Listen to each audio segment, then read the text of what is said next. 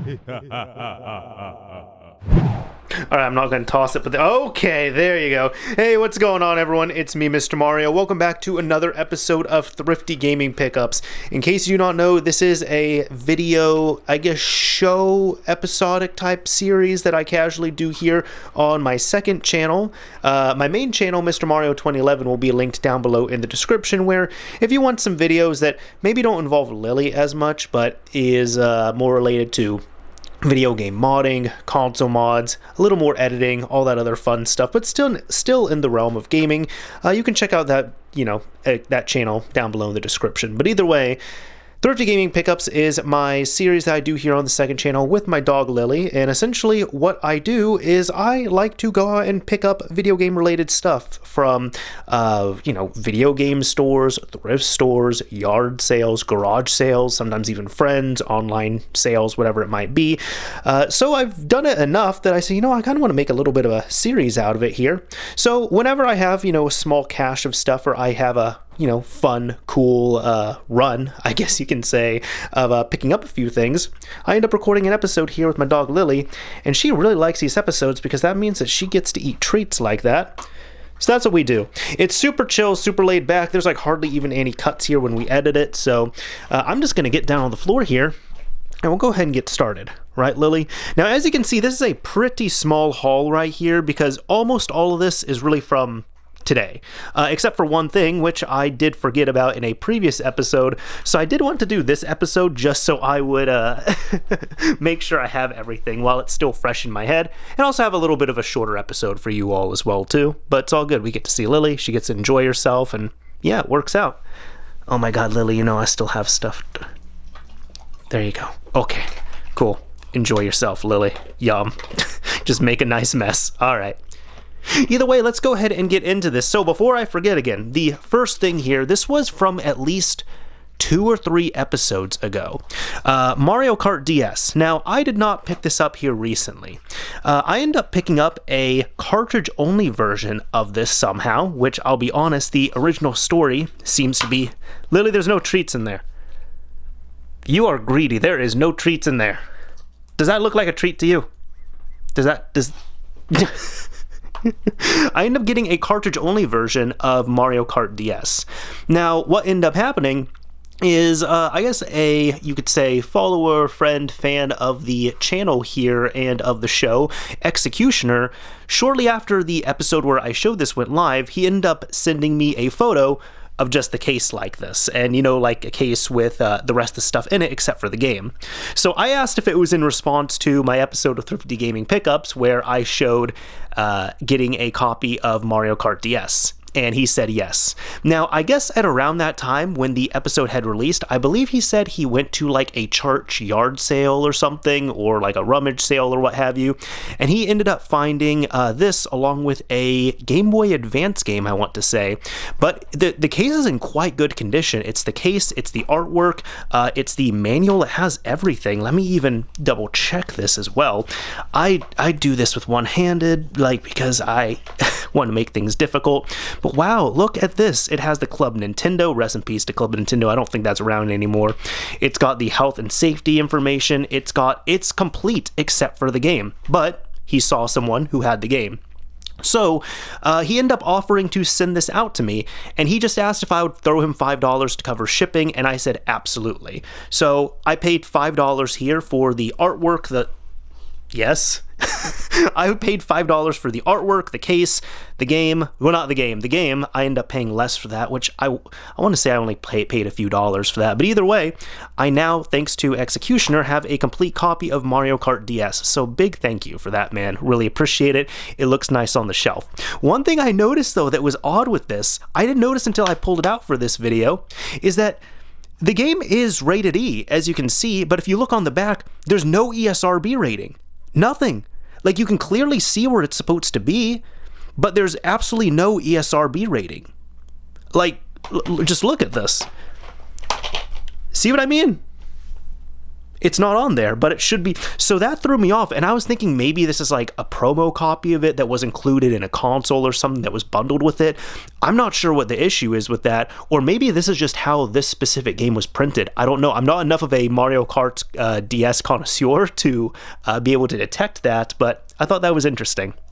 Either way, cool to see. It does have the last thing on this, it does have the full UPC and everything. So when I looked at that, I said, okay, this means that it was a retail copy. It wasn't a not for resale copy, but it's so strange to me. There's absolutely no ESRB information on the back. So cool thing there. Either way, happy to have this now. So today, a friend and I end up going to a couple shops, and we end up grabbing a few things. Now, let's see, how do I want to divvy this up? I'll actually go ahead and divvy it up between, just the second shop I went to. So near the end of the day, there was a second shop we went to, and there wasn't anything in particular I was looking for, or actually there was something I was looking for, I'll say that. They didn't have it, unfortunately. There was an accessory I was looking for. I'd actually communicated with the shop owner. He said that he had it and he was going to bring it, and then I ended up coming in over the weekend. Now, when I went to see him, it'd been a while since I'd been in the shop, and I asked about this accessory, and he just kind of looks at me and he's like, it's in my wife's car. I did not bring, I think, no, opposite. He said he brought his wife's car. The accessory I wanted was in his car, and I was like, don't even worry about it, no rush. He's like, I can bring it in a few days. I said, it's all good, like, no rush on it. It's not like it's going to be, being sold anytime soon, I'm sure. But yeah, either way on there. So I was looking for something, but everything else I was good on. It'd been a while since I'd been in the shop, so I was looking around, and I end up seeing a couple things that end up catching my eye. Now, they had a pretty good stock of pretty much everything. However, I started looking at their disc-only bundles, or not bundles. I guess they had like a couple of CD booklets full of just like disc-only games, cheap games as well too. Several games that I passed on because I was like, well, I already have these, so I don't really need them. But even stuff like Black Ops 2, Black Ops 3 for $1, $2, just really good deals on that if you didn't care about the cover art or anything. So I was flipping through stuff, my friend was flipping through, and then I saw something where I was immediately like, yes, I want that. Like, typically I try and, draw a line. I don't really like collecting disc-only games, but this is one of those things I said, I need this. I don't care, I need it. Especially for how much I paid. I haven't checked this disc out yet, but if there's anything substantial I'm able to do with it, I think I have some ideas for it too. I think it'll be something fun. But I end up finding one of these. Ooh, wow, that got Lily's attention. A Xbox 360 experience disc. So just looking at this here, it says, please insert this experience disc into your Xbox 360 TM retail kiosk, not for resale, version 1.6. And I really like the cover art on here as well too. And it's in pretty decent shape for the most part. And also this case, unrelated, he just ended up giving this to me, so it goes in there. But only like a few light scratches on there, so that's fine. However, I saw this, and this was $1. So I saw it, I grabbed it out of the booklet. I was like, yes, I'm getting that. Yes, I'm getting that. And then we started talking about demo discs during that, because then he was saying, some demo discs, they're, not worth much, and I don't know how much they can be worth, because if like one is rare, are they all rare? Or if one is common, are they all common? However, something he said, which I didn't see any there, but he told me he's noticed that GameCube demo discs specifically seem to be kind of valuable. Something to keep in mind, I guess. Either way, I thought this was super cool to see. This is the only type of kiosk disc I have like this one specifically. Not sure what's on it, haven't researched it all, but since I don't have it, and y'all know I love the 360, I had to grab it, especially for $1. Then I was looking around a little bit as I was still there, and I saw this copy of Shadow of the Tomb Raider for PS4. I do need to clean it up a little bit, but for the most part, it looks to be good. It's even complete from what I see. Of course, games now don't come with manuals, but this threw off my friend. He ended up seeing this Kingdom Hearts ad in there, and it was really funny because he was like, oh, Kingdom, and yeah, okay, that's fine. Yeah, code's on there. If someone wants to grab that, there you go. Either way, he ended up looking at this. He's like, wait, Kingdom Hearts? Tomb Raider? And I was like, yeah, they're both Square Enix. And he said, oh, that makes sense. Then funny enough, I showed this side, and the guy there, the shopkeeper, he was just like, oh, Just Cause, yeah, I need to play that. And we start talking about his love for Just Cause. However, I don't have this game. This is the only game in the new Tomb Raider trilogy that I don't own. I very much enjoyed the first one. I didn't finish Rise of the Tomb Raider, but I have it, and I never picked up Shadow because at one point I was like, well, hold on, let me wait until I actually finish Rise of the Tomb Raider. Still haven't finished it yet. However, this was $8, and I looked, it's not in my collection, so I said, you know what, for $8, I might as well add it to the collection. So $8 for Shadow of the Tomb Raider, $1 for a Xbox 360 Kiosk disc. I was very happy with those purchases. Then I end up going to another store here, and I end up getting the rest of these accessories. As you can see, all Xbox and Xbox 360, but all Xbox family right here, right, Lily? It's an Xbox family. Yeah, I get it. So from left to right, I guess.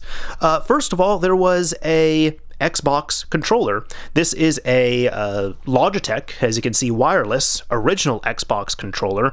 Now, the original Xbox does not have wireless on board on it, so you need to get a adapter that these come with. The problem is, you rarely see these complete with the adapters. People will have the controllers, but they don't have the adapters. I have several extra adapters floating around, and I think at this point now, I think I have a 1-to-1 ratio of controllers to adapters. And I say that because at one point, years and years ago, I bought like a 4-pack of only adapters, thinking, okay, in the next few years, I'm going to slowly run into these controllers. Because the controllers by themselves are generally pretty worthless, especially when, like, you know, you try to buy them from someone and it's technically an incomplete product. So I had never seen one of these EA Sports controllers. And as you can see, it's not in the best shape. I do need to, like, cosmetically, it's fine, but like, man, this is the type of white where you can like someone was eating with this, man. Someone was eating with this. So I need to clean this controller for sure. I did take out the batteries. Lightly corroded, I want to say, on that end right there, but pretty easy to clean up. So I've had to clean up a few of these controllers, so I feel like I'm decently good at that now. However, I end up seeing this in this shop's, I guess, accessories bin, because they kind of just have like a glass case that's only full of accessories. And I was looking through, kind of digging through, and there's stuff just like all over the place like this, so you kind of have to dig through a little bit. And I saw this. Now, I knew what this was. It didn't have a price tag on it, though. So I went over and I asked, hey, how much would you guys sell this for?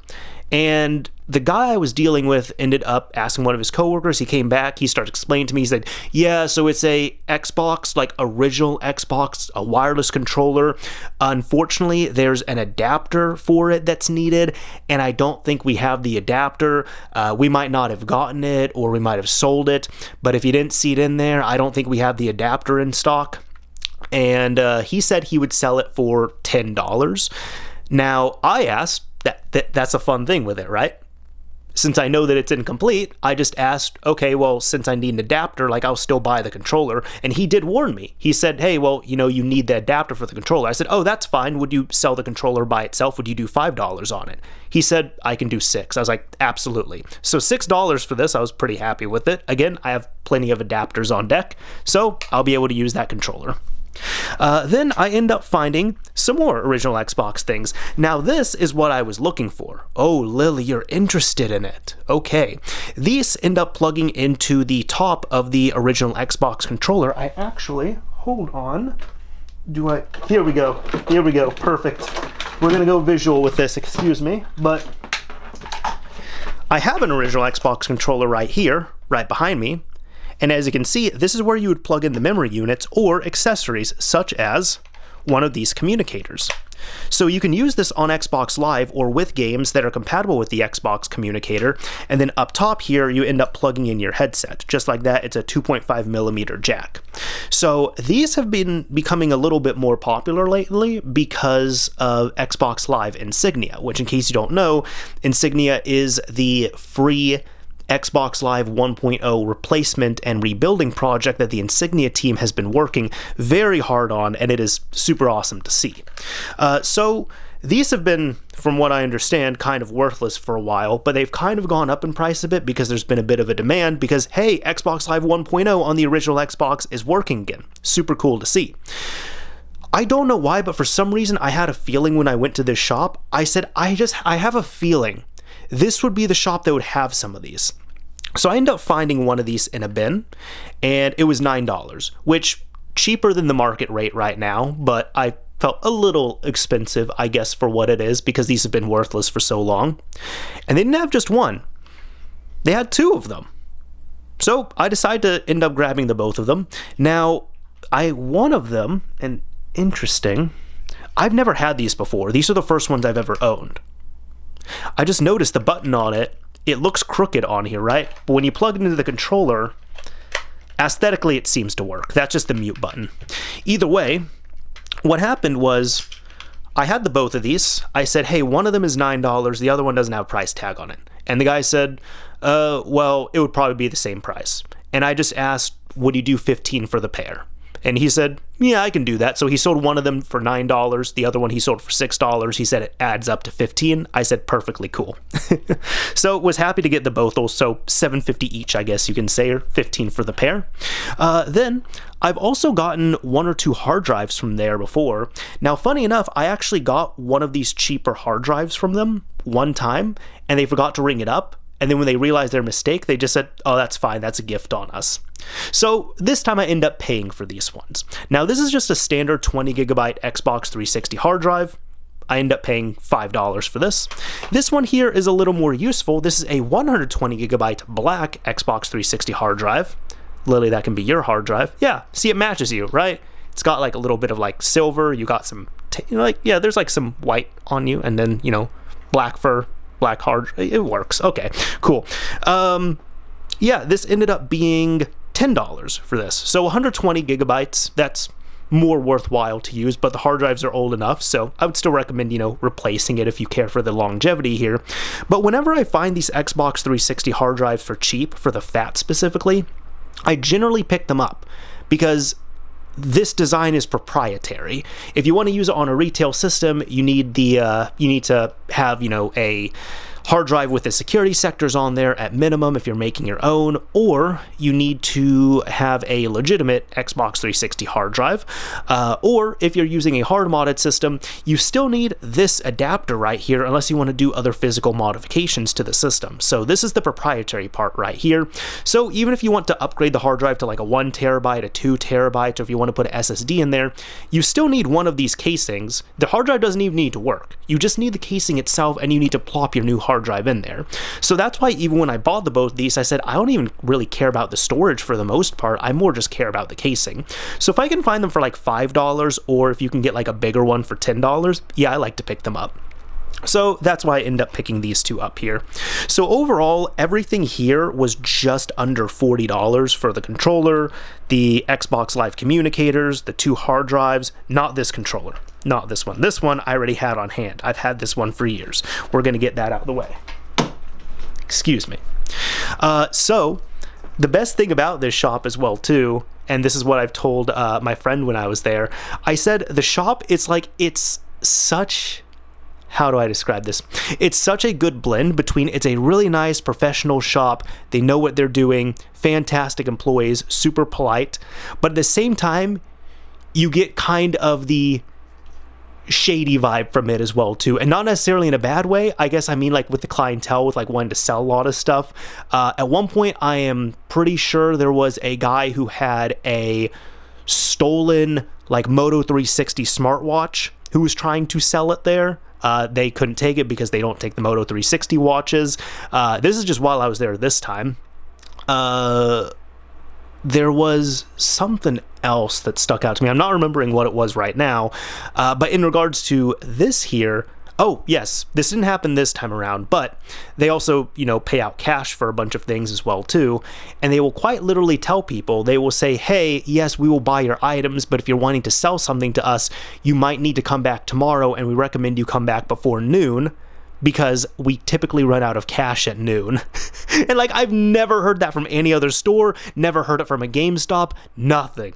So that just like tickles me a little bit in that own way. However, when it came to purchasing everything, what happened was they had paper signs all over saying, "We're sorry for the inconvenience, our credit card machine is down." So when I went to purchase everything, they asked me, I asked them, I said, "Hey, so is your credit card machine still down?" They said, "Yeah, we're really sorry. Our credit card processor is down at the moment. We can't process any credit cards. We can do cash and we can do Cash App."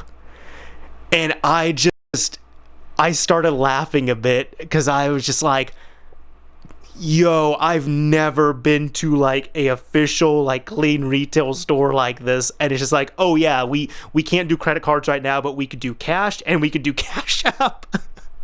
So I checked my Cash App account. I didn't have enough money in there at the time, and I didn't feel like adding more funds. So I just ended up, giving them $40 cash, and then I got some change back on there. But yeah, just the stuff I love going to stores like this, man. I absolutely love it. So either way, that's been it for this episode of Thrifty Gaming Pickups here. I thought it was a nice, cute little haul, but useful all at the same time. I will need some cleaning on that controller, but we'll get it sorted. Either way, I think that's about it for this episode. Hope you all enjoyed it. Seriously, this is fun to do. First episode of 2023, right, Lily? First episode of 2023. If y'all enjoyed this episode, a like would absolutely be appreciated. If you didn't like it, a dislike is fine as well too. As I always say, this is Mr. Mario, signing off. Thank you all for watching, everyone. Just do keep in mind though, if you decide to dislike this video, that's fine, but you're gonna make this dog here really, really sad.